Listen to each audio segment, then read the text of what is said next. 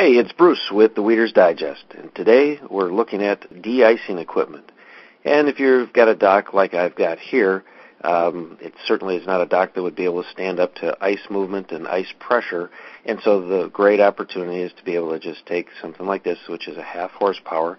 It has a prop, and so it's able to move water and clear an area around up to 50 feet across, and that's very dependent upon a lot of different factors, as you might imagine. It depends upon the flow, depends upon the rate of the water temperature, surface temperature, all those type of things. And ultimately, we can give you the advice you need, but it's the depth of the surrounding water, obstructions in the water, and the geographic location.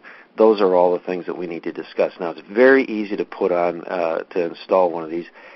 In this case, I'm simply putting a rope on each end of the area that I want to keep open on the dock post, and then simply dropping it into the water. And you can see that this is just a half horsepower. We sell them a half up to 1 horsepower, 2 horsepower. We have a lot of options when it comes to our de-icers and a number of different brands. But this is not where you would ever want to have that kind of flow, and the reason is that although that kind of flow activity would certainly keep the water open in that area, ultimately what you want to do is be as low in the water as you can so that you can, close to the bottom where the earth is warming up that water down there, and you're driving that water upward to be able to keep and eat the ice. And it'll literally eat the ice. And you get the other option is to have it a horizontal flow. And we'll look at some options there. Now, another great option is to be able to just literally take it, put it down on the bottom like you see right here. This would be more typical what you'd see on the surface, not that big flow. And so it comes up, bringing the warm air upwards.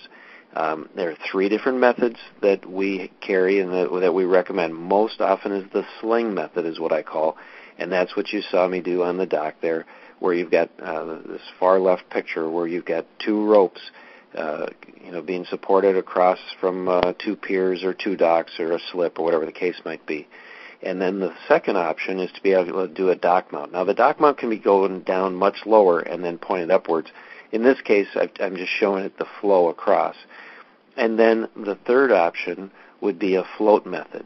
And with the float method, you aren't down deep enough to bring up warm water, but you certainly can create water flow. So this would be just, really, in my opinion, the third best option would be to set it up on a float. Now, another thing that people do is they will actually mount this down at the bottom where that lake is not going to freeze, and they'll simply turn it on only in the spring when the ice might start to move, and they let it freeze in the wintertime and then just turn it on just only at that point. That's a great option because you don't have to run the power throughout the coldest months of the winter. Now, one of the other options is in a case like this, you don't want to have to use power throughout this whole season, so we carry a thermostat that'll actually turn it on at a certain point of temperature. So you might set it at 28 degrees, so every time it reaches 28 degrees, it will turn on. That's a very inexpensive way to do it. And these are just showing the applications like where a waterfowl might go in the top photo there, otherwise typical docks and typical marina setups. Give us a call at WeedersDigest.com. We'll talk to you about it and let you know all the different options and what would fit you best. Thank you.